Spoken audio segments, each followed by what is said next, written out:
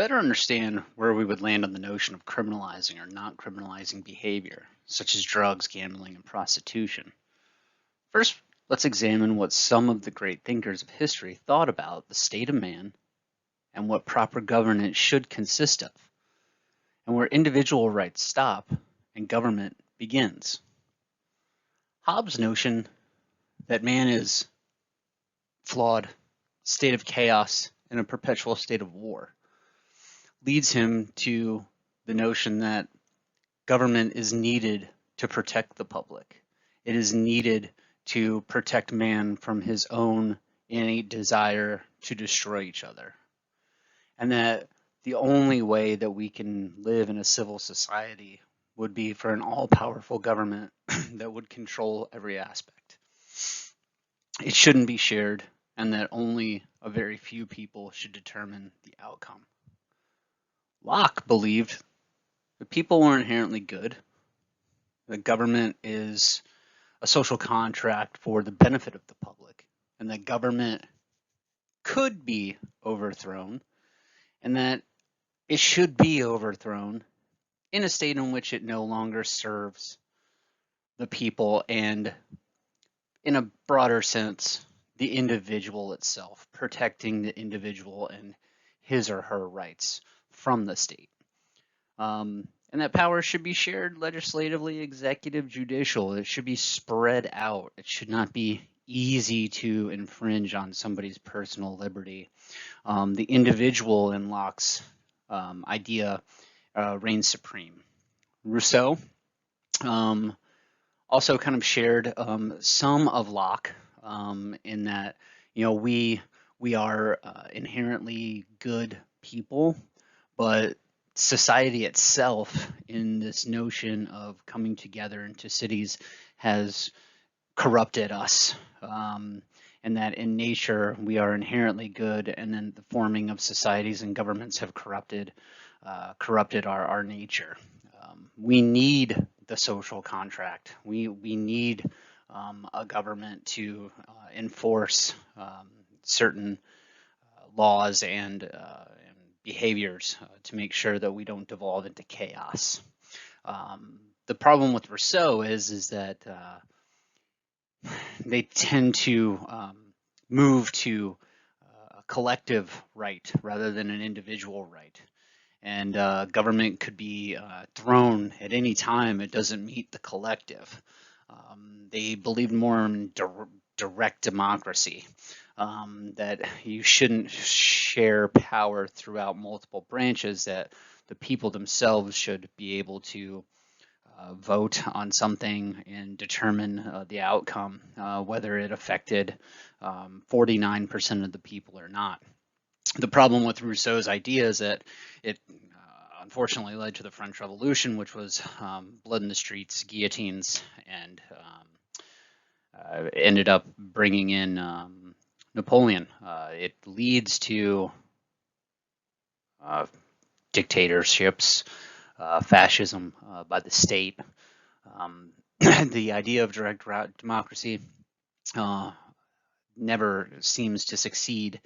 It always seems to devolve into something that we no longer recognize as freedom, which is why Locke is so important, and why I value his opinion and his outlook, because the individual in this scenario remains supreme to all others.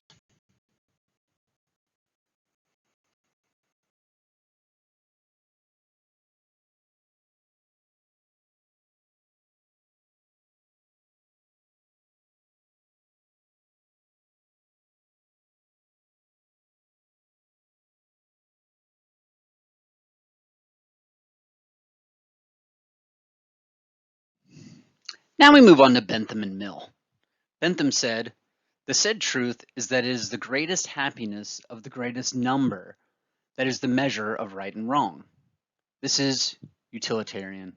Utilitarianism believes that really in the state of man, or in our natural consciousness that we seek pleasure and that pleasure is good, and we avoid pain and pain is bad. And so whatever produces pleasure would be good, and whatever produces pain would be bad. And so some call this hedonistic, a hedonistic philosophy. But that can be turned. So you would say that, okay, a utilitarian would then say, okay, well, smoking marijuana or in being involved in prostitution or gambling or what have you would produce happiness for the individual doing it. And so in that turn, pleasure is good, but pain outweighs pleasure. And so if at any particular point you have a de-evolution in society, then you would also have the immediate reaction of more pain outweighing the pleasure. So if 51% of the group no longer believed that this was beneficial and it was inflicting more harm than it was for inflicting pleasure for the people participating, then it would no longer be allowed. This allows for a back and forth really, and not a stable environment when it comes to governance, in my opinion. So we should act always so as to produce the greatest good for the greatest number. Is an idea of utilitarianism. This is collectivism, and has no protection for the individual itself. So they're not grounding this in the notion that the individual has a certain amount of rights. It is simply that pleasure is good and pain is bad. So if 51% of the population agrees that it's good, then it is good. And if 49% agree that it's good, then it doesn't benefit the totality of the population, so it would be bad. Now, I kind of take a different route in thinking about this and the end goal, and you do a thought experiment of the baby Hitler argument, right? So if you had a time machine and you could go back in time and you could kill baby Hitler, are you doing a moral right or are you doing a moral wrong? Well, the utilitarian says, well, you are doing a moral right in that argument because the greatest amount of happiness would come from baby Hitler being murdered and never taking over Germany. You would have prevented the Holocaust, you would have prevented World War II possibly, and that your actions in that case are justified. I tend to disagree with that because at some point in time, you also have to wrestle with the argument that if you do have a time machine and you are going back in time, it does not absolve you of killing a baby. Whether the baby is Hitler or not, you have committed murder and you have killed a baby that has not done anything wrong yet. So do we punish people before they've committed a crime? That is the question here, and it's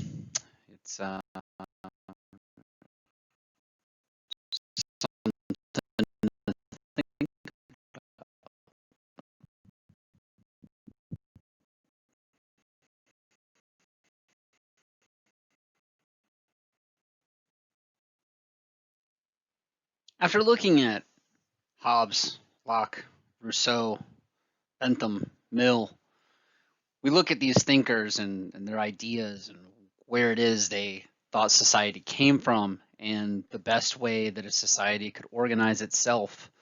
And it helps you formulate your own opinions. Not to say that Hobbes is all wrong and that Rousseau is all right or that Locke is 100% correct. None of these men have 100% of the answers, and that is true for people throughout history. There is no one right answer, and that's why I tend to agree with Locke more than any of them as he valued the individual.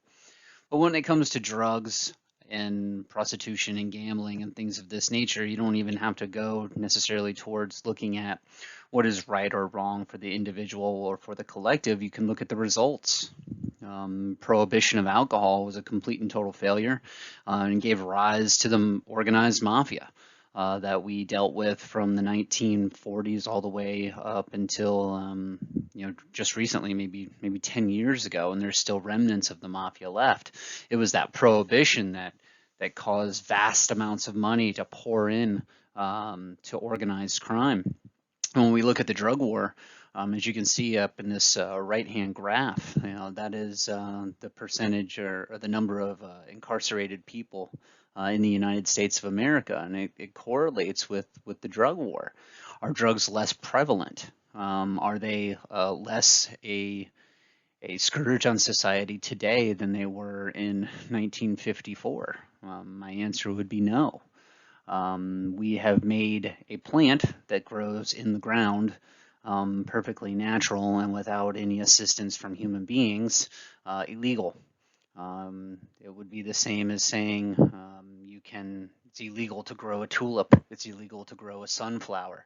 Whether it has psychoactive properties or not, if smoked, in my opinion, doesn't really matter. It is a natural item that grows into the ground. If you want to have a conversation about opioids and heroin and how you have to process that, or if you have to process coca to get cocaine, that's a different it's a different argument than with marijuana or psychedelic mushrooms. Psychedelic mushrooms just pop up overnight. They are prevalent in the Carolinas, and then you have peyote out west. These are psychoactive drugs, but they just grow. So if you are in possession of something that just grows, you can go to jail. And it has been an extreme failure. It's been a failure in the United States of America, and it's had sweeping consequences for other countries as well that have become narco states. Mexico being one of them. Vast areas of Mexico controlled by cartels. Those cartels have power due to our drug war. The same could be said for Colombia and other South American countries in which cocaine is prevalent. We have created these organized crime syndicates that are not afraid of jail, and they will kill. Instead of allowing these drugs and your personal freedom to consume them and then have the government regulate them and have the free market go to work on establishing good providers of those drugs and bad providers, and you would not have people in the streets and in the black markets trying to peddle these narcotics and really putting power in the hands of people that don't have your best interest at heart and don't have any sort of a moral stand and are willing to commit the first crime in dealing drugs. And so if you're willing to break that law, then going and breaking a series of other laws doesn't really get in the way because you're already a criminal at that point. So you've created narco states. You've never really solved a drug problem in the United States. Drugs are more prevalent today than they were with the beginning of the drug war. So I don't necessarily even have to look into the philosophy of whether it is right or whether it is wrong. You can simply look at the results and determine that in this particular case, the drug war has not worked, and that we should rethink how we view the prosecution of illicit drugs in the United States. Should the government have a say over what you do with your body? And does it have an obligation to manage your soul? Does it have an obligation to cultivate morality in society? I don't think so. None of these men that we've looked at, Hobbes, Locke, Rousseau, Mill, Bentham, gave pertinent answers when it comes to these questions, meaning they didn't get specific when it comes to drugs and prostitution and gambling. Everything is very wide margined and very broad in topic, as a way that philosophers and politicians usually speak. It's in large swaths of reality, not on specifics. But I think that if you went through, you would say that Locke might be a little bit more in favor of marijuana, less in favor of prostitution, as Locke was a little bit more of a religious man, although he didn't believe that one religion was greater than the other. It was just your particular ability to practice your religion. He was a religious man. The rest of them, it's hard to tell. With utilitarians, they could go either way, quite frankly. But is it the government's responsibility? And where do you draw that line? If it is the government's responsibility to make sure that you don't participate in marijuana or cocaine, is it also their responsibility to make sure that you're not consuming too many sugary beverages, or that your weight stays under control and that your body fat percentage doesn't get too escalated? Are they going to make sure that the programming that you watch on television or Netflix isn't too morally reprehensible? How does that get into your thoughts and beliefs, and where do you draw the line on where you allow somebody to shape your own opinions, and what you do with your body? In my opinion, the individual is sacred, and so what he or she chooses to do with her body is their business, as long as it does not affect another person. There's a lot of fear campaigning with marijuana, reefer madness, and how it turned young women into sex crazed, fiends, and it was morally reprehensible. And there are equal propaganda pushed out about prostitution. And when we deal with prostitution, it gets a little complicated, because is making the choice to exchange sex for money wrong? It depends who gets to determine what is right and what is wrong. Should it be illegal? I'm not sure. I tend to think no, it should not be. There are countries and states in which it is not, and it's managed fairly well. The problem that we have is that currently, because of the illegal nature of it, it is conducted and managed by people that are willing to commit crimes, and so it lends itself towards the worst possible people in society. And then you run into sex trafficking and minors being forced into this type of work. So it's complicated when it comes to that. I tend to lean towards the most personal freedom, but it's definitely worth a discussion to see how it could be better managed, and looking at places like Nevada and Amsterdam to see how they enact these laws to allow for personal freedom without people being taken advantage of and being controlled and trafficked.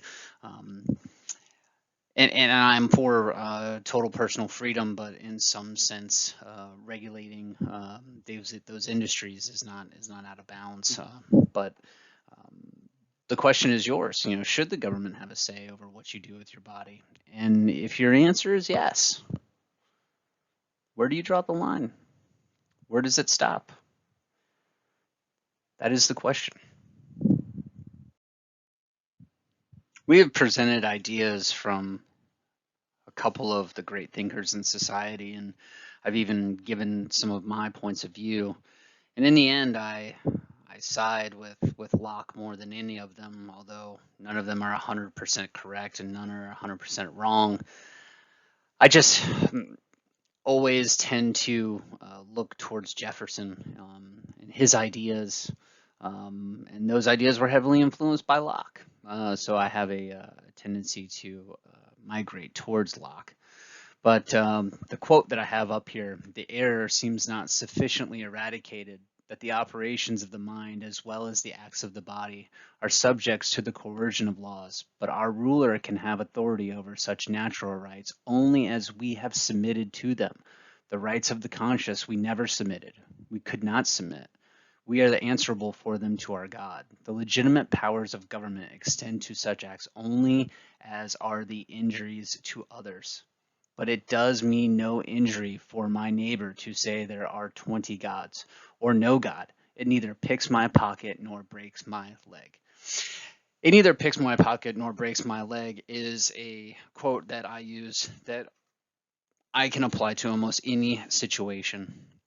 If my neighbor is engaged in doing drugs and it does not cost me money or cost me physical harm, then it's none of my concern. And it's none of anybody's concern other than his and maybe his immediate family. It is not the government's role to come in and clean up his life because they deem it to be not the best for him. The same would go for prostitution and gambling. It may not be the wisest thing to go put $100 down in the Jaguars to win this Sunday. God knows you're probably not going to get your money back. But is it the government's responsibility to make sure that you don't waste $100? No, it's not. It's nobody's responsibility. It's losing that $100 that might make you realize the error of your ways. Prostitution, the same thing. If a person decides that that is the best way that they can make a living, then maybe they should be allowed to do so under the right environment. It's not our responsibility to make sure that somebody doesn't do anything that we deem morally wrong, because who are we to deem what is morally right or wrong? We are a nation of individuals, not a nation of groups. Individual rights are the most important thing in America, and it's what makes the United States the United States. And it is why in most philosophical arguments and in most political arguments, I tend to side with Jefferson and Locke.